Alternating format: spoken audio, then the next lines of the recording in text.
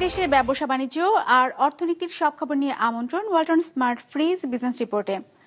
Bank থেকে dollar কিনে বৈদেশিক মুদ্রা বাজার স্থিতিশীল রাখার চেষ্টা সরকারের ইতিবাচক প্রভাব পড়বে রিজার্ভে বলছেন অর্থনীতিবিদরা। মার্কিন শুল্কের বিষয়টি এখনও আলোচনার টেবিলে আছে, শুল্ক কমাতে সাধ্যমতো চেষ্টা করছে সরকার, জানালেন বন ও পরিবেশ উপদেষ্টা। চট্টগ্রাম কাস্টম হাউসে রাজস্ব আদায়ের রেকর্ড, গেল অর্থ বছরের চেয়ে আয় বেড়েছে 6,500 কোটি টাকা। এমন সব খবর নিয়ে আমাদের আজকের আয়োজন। ওয়ালটন এখন দেশের সীমানা পেরিয়ে পৌঁছে গিয়েছে 50টিরও বেশি দেশে। ওয়ালটন, ঘরে ঘরে বিশ্বজুড়ে। দেশের ব্যাংকগুলো থেকে বৈদেশিক মুদ্রা ডলার কিনে বাজার স্থিতিশীল রাখার চেষ্টা করছে সরকার, যা ইতিবাচক হিসেবে দেখছেন অর্থনীতিবিদরা। তাদের দাবি, এর ফলে দুর্বল ব্যাংকগুলোর তারল্য বৃদ্ধির পাশাপাশি বাড়বে বৈদেশিক মুদ্রার রিজার্ভ। রঞ্জিবুল মিজানের রিপোর্ট। বিশ্ববাজারে পণ্য বা সেবা কেনাবেচার প্রধান মাধ্যম হিসেবে বিবেচনা করা হয় মার্কিন মুদ্রা ডলারকে। বাংলাদেশ ব্যাংকের পক্ষ থেকে ডলারের দর বাজার ভিত্তিক করার পর কিছুটা বাড়লেও গেল সপ্তাহের শুরুতে কমতে থাকে দর। টানা 4 দিন কমার পর আবারও কিছুটা বাড়তে শুরু করেছে বুধবার থেকে। ডলার প্রতি 20 পয়সার মতো বেড়ে খোলা বাজারে প্রতি ডলার বিক্রি হতে দেখা গেছে 125 টাকা 40 পয়সায়। এখন বর্তমান অবস্থায় পরিস্থিতি স্বাভাবিক। গত সপ্তাহ থেকে বরং ডলারের রেট আরো কমছে। গত সপ্তাহে পর্যাপ্ত সেল কম ছিল, তো সেলের জন্য একটু কমছে। তাছাড়া এই সপ্তাহে বাড়ার পিছনে সেল কিন্তু বাড়ে নাই, কিন্তু ডলার রেটটা বাড়ছে। আমরা শুনতেছি বাংলাদেশ ব্যাংক নাকি ডলার কিছু কিনতেছে, এই জন্য সম্ভবত একটু বাড়ছে হালকা। ডলার সংকট হয়েছিল, তখন আবার 20 পয়সা বাড়ছে, এখন আবার অ্যাভেলেবেল 24-40-এ কিনতেছি, 25-40-এ বিক্রি করতেছি আমরা। গেল কয়েক মাস ধরে বিশ্ববাজারে কমছে ডলারের দর। এমন অবস্থায় দেশের বাজারে এই বৈদেশিক মুদ্রার বাজার স্থিতিশীল রাখতে নিলামের মাধ্যমে গেল সপ্তাহের দ্বিতীয় দফায় 22টি ব্যাংক থেকে 31 কোটি 30 লাখ ডলার কেনে বাংলাদেশ ব্যাংক। এর আগে একই নিয়মে বাজার থেকে 17 কোটি 40 লাখ ডলার কিনেছিল কেন্দ্রীয় ব্যাংক। তখন প্রতি ডলার কিনতে 121 টাকা 50 পয়সা গুনতে হয়েছে বাংলাদেশ ব্যাংকে। সরকারের উদ্দেশ্য হচ্ছে যে বিনিময় হারটা এটা মোটামুটি একটা সীমার মধ্যে থাকুক, এবং তার জন্য যে এটা করণীয়, যেমন ডলারটাকে বাজারে যদি ডলার থাকে বেশি থাকলে তখন তো দামটা ফল করার কথা, তাই না? অর্থাৎ তখন ডলারের দাম কমে যাবে আর কি, তাই না? কাজে সেক্ষেত্রে যেটা হচ্ছে যে বাংলাদেশ ব্যাংক এই ব্যাংকগুলোর কাছে যে উদ্বৃত্ত ডলারটা থাকছে, এই ডলারটা তারা কিনে নিচ্ছে। ইতোমধ্যে বাংলাদেশ ব্যাংকের এমন উদ্যোগেরও সুফল মিলতে শুরু করেছে। বেড়েছে বৈদেশিক মুদ্রার রিজার্ভও, উঠেছে 30 বিলিয়নের ঘরে। বাংলাদেশ ব্যাংকের হিসেবে গেল সপ্তাহে বুধবার পর্যন্ত বৈদেশিক মুদ্রার রিজার্ভ দাঁড়িয়েছে 30.02 বিলিয়ন ডলার। অর্থনীতিবিদরা বলছেন, ব্যাংক থেকে ডলার কেনার ফলে একদিকে যেমন রিজার্ভ বাড়বে, সেই সাথে তারল্য সহায়তা হবে দুর্বল ব্যাংকগুলোর জন্য।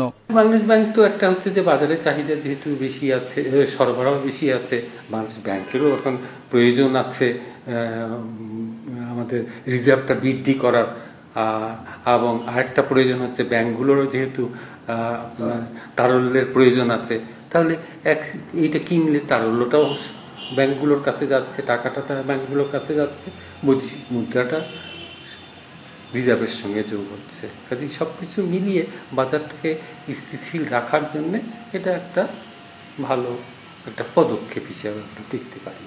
তথ্য বলছে, বর্তমানে দেশে বেড়েছে প্রবাসী ও রপ্তানি আয়। এই সময়ে স্থবিরতা চলছে ব্যবসা বাণিজ্যে। পণ্য আমদানি কমেছে ডলারের চাহিদা। এমন পরিস্থিতিতে বাজারে বেড়েছে বৈদেশিক মুদ্রাটির সরবরাহ। রঞ্জিবুল মিজান, বিজনেস রিপোর্ট, মাছরাঙা টেলিভিশন। ট্রাম্পের পাল্টা শুল্কের কারণে আগস্ট থেকেই ব্যবসায়ীদের উপর করের বোঝা বাড়বে, এমন উদ্বেগ না ছড়ানোর আহ্বান জানিয়েছেন বন, পরিবেশ ও জলবায়ু বিষয়ক উপদেষ্টা। বলেন, বিষয়টি এখনও আলোচনার টেবিলে আছে, সরকার তার সাধ্য অনুযায়ী শুল্ক কমানোর চেষ্টা করবে। রোববার আমেরিকান চেম্বার আয়োজিত এক সেমিনারে এমন কথা বলেন তিনি। এতদিন যুক্তরাষ্ট্র বাংলাদেশ থেকে যে পণ্য আমদানি করত তার উপর শুল্ক হার ছিল 15%। তবে ট্রাম্পের নতুন শুল্ক নীতির কারণে আগস্ট থেকে যুক্তরাষ্ট্রের ব্যবসায়ীদের বাংলাদেশি পণ্য আমদানিতে গুনতে হবে বাড়তি 35% শুল্ক। অর্থাৎ আগস্ট থেকে মোট শুল্ক হার দাঁড়াবে 50%। এমন শুল্কের কারণে এরই মধ্যে বাংলাদেশের ক্রয়াদেশ বাতিল করতে শুরু করেছে যুক্তরাষ্ট্রের ক্রেতা প্রতিষ্ঠানগুলো। সামনে যা আরো কমতে পারে আশঙ্কা দেশীয় ব্যবসায়ীদের।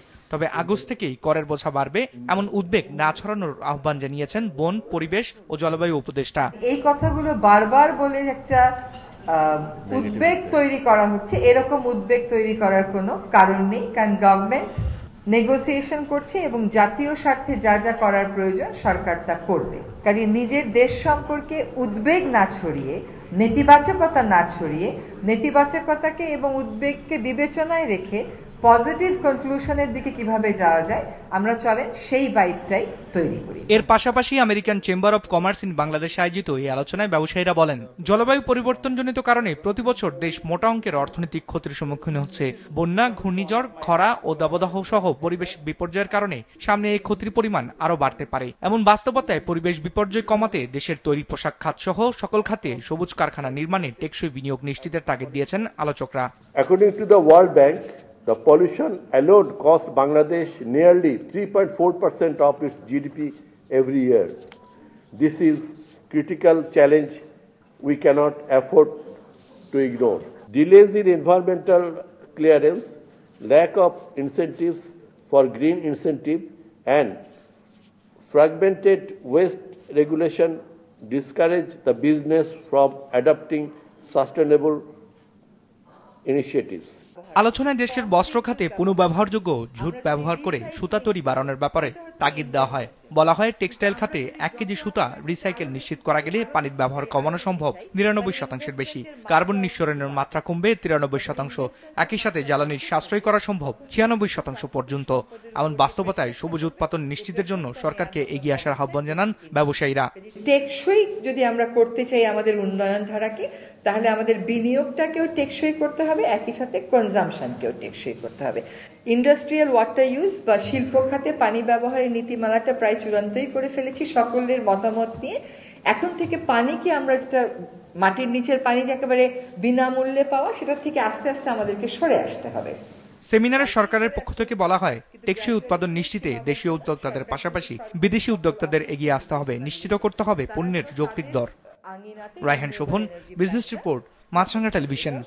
চট্টগ্রাম কাস্টম হাউস গত বছরের চেয়ে এবার প্রায় 6,500 কোটি টাকার বেশি রাজস্ব আদায়ের রেকর্ড গড়েছে। আন্দোলন সহ নানা কারণে জাতীয় রাজস্ব বোর্ডে অস্থিরতা চললেও বর্তমানে স্বাভাবিক গতিতে ও জনস্বার্থকে প্রাধান্য দিয়ে কাজ চলছে বলে জানান কাস্টমস কর্মকর্তারা। নাজমুল সাদেকের রিপোর্ট।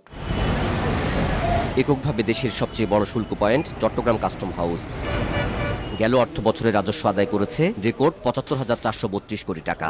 এর আগের বছর যা ছিল ৬৮,৭৫৫ কোটি। আগের অর্থ বছরের তুলনায় প্রায় এটা ৬ থেকে ৭,০০০ কোটি টাকা বেশি, এটা প্রবৃদ্ধি প্রায় 10%-এর মতো। বিগত অর্থ বছরে তার আগের অর্থ বছর থেকে যেহেতু আমরা সারপ্লাস করতে পেরেছি, আমাদের আশা এবং লক্ষ্য থাকবে যে বর্তমান অর্থ বছর আমরা বিগত অর্থ বছরের থেকে আবার যেন বেশি প্রবৃদ্ধি অর্জন করতে পারি। আমরা তো বেসিক্যালি 24/7 সার্ভিস আমাদের আছে, সেগুলি চলছে। কিছু সার্ভার বা অন্যান্য কোনো ইয়ে থাকলেও আমরা একটু লং টাইম আমাদের অফিসাররা কাজ করে সেটা কভার করে দিচ্ছি আর কি। রাজস্ব আহরণের ধারাবাহিকতা বজায় রাখতে কাস্টমস কর্মকর্তাদের ব্যবসা বান্ধব মানসিকতা ও অংশীদারদের মতামত নিয়ে সমন্বিতভাবে কাজ করার পরামর্শ ব্যবসায়ীদের।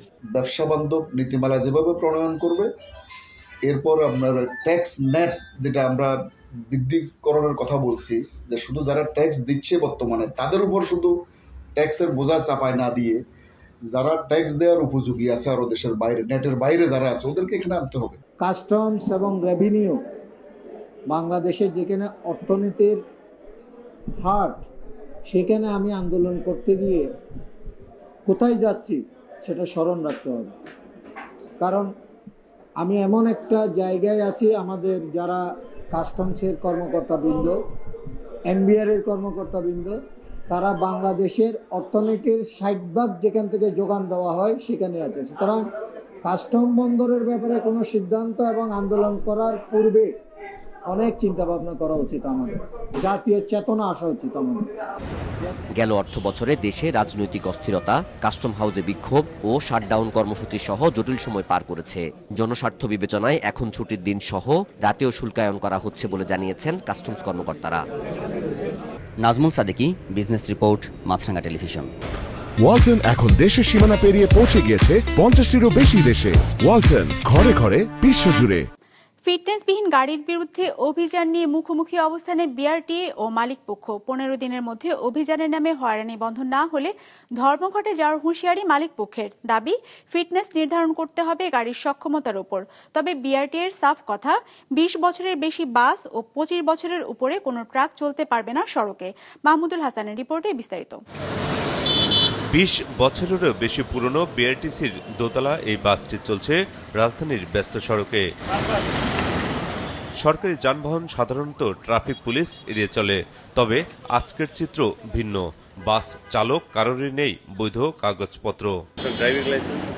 ড্রাইভিং লাইসেন্সও ওই ব্যাগে ছিল স্যার। জিডি গত পরশুদিন হারাই গেছে। আমি জিডি করবো, আমার ডিউটির কারণে আমি জিডি করতে পারি নাই। আমি ডিউটি করে গিয়ে জিডি করবো স্যার। ফিটনেসবিহীন গাড়ির বিরুদ্ধে চলা বিশেষ অভিযানের প্রথম দিনে বিআরটিসির অনেক দোতলা বাসের দেখা মিলল ভ্রাম্যমাণ আদালতের সামনে। বাদ পড়েনি ব্যক্তি মালিকানাধীন গাড়িও। জিডি করছি, ঠিক আছে, আমারে সময় দিছে, এটা আমি চালাইতেছি স্যার 15 দিন হয়ে গেছে, ঠিক আছে। মানে ডেলি বেসিক ড্রাইভার হিসেবে আমি এটা পারমিট চালাই স্যার। আমাদের গাড়িতে তো স্যার কাগজ থাকে না। কেন থাকবে না? এটা স্যার অফিস ম্যানেজমেন্ট জানে। জি স্যার। কাগজ আছে? আমি দিতে পারি আপনাকে লাইসেন্স, হ্যাঁ স্যার, আর কিচ্ছু দিতে পারবো না। অফিসে জানে যে শুধু এই ড্রাইভারের লাইসেন্স থাকে, আর কোনো কাগজপত্র তাদের কাছে থাকে। সরকারের নির্ধারিত মেয়াদ পার করে ফেলা বাস, মিনিবাস, ট্রাক, কাভার্ড ভ্যান চলাচল বন্ধে সারা দেশে একযোগে চলছে অভিযান, জানালেন নির্বাহী ম্যাজিস্ট্রেট ও আইনশৃঙ্খলা বাহিনীর সদস্যরা। যেগুলো 25 বছরের বেশি থাকবে এগুলোকে আমরা ডাম্পিং করব আর জরিমানা করব। আমাদের এইবার মূল টার্গেট হলো যে গাড়িগুলোকে আমরা ডাম্পিং করব, শুধু জরিমানা করব না, আমরা গাড়িগুলোকে আটকিয়ে ফেলবো যেন এটা পরবর্তীতে আর রোডে চলাচল না করতে পারে। আমাদের যে ট্রাফিক আইনে যেটা মামলা হয় আমরা নিয়মিতই ব্যবস্থা নিই এবং নিয়মিতই ডাম্পিংয়ে দিই। দেশব্যাপী চলা এই অভিযান রাজধানীর ফার্মগেটে উদ্বোধন করেন বিআরটিএর চেয়ারম্যান। সড়কে শৃঙ্খলা ফেরাতে অভিযান অব্যাহত রাখার ঘোষণা তার। আমরা কিন্তু শুরু করেছি শুদ্ধ অভিযান। এই দীর্ঘদিনের জঞ্জাল তো ওভারনাইট আপনি চেঞ্জ করতে পারবেন না, but we are trying to resolve all the problems existing in our country. একবারে তো আমি একদিনই সবকিছু পারবো না। আজকের এই উদ্ভূত পরিস্থিতির কারণে তবে অভিযানকে হয়রানির অভিযোগ করে পাল্টা হুঁশিয়ারি দিয়েছে মালিক সমিতি। 15 দিনের মধ্যে এসব বন্ধ না হলে ধর্মঘটে যাওয়ার ঘোষণা তাদের। এই অচল অবস্থা নিরসন না করলে 15 কার্য দিবসের পরে বাংলাদেশের পরিবহনের সকল মালিক শ্রমিকরা মিলে ধর্মঘট করবে। ড্রাইভিং লাইসেন্স পাওয়ায় দেরি নিয়েও বিআরটিএর বিরুদ্ধে বিস্তর অভিযোগ মালিক শ্রমিকদের। এ বিষয়ে গুরুত্ব দিয়ে সমাধানের চেষ্টা চলছে বলে জানান বিআরটিএর chairman. Mahmudul Hasan, business report, Maasranga television.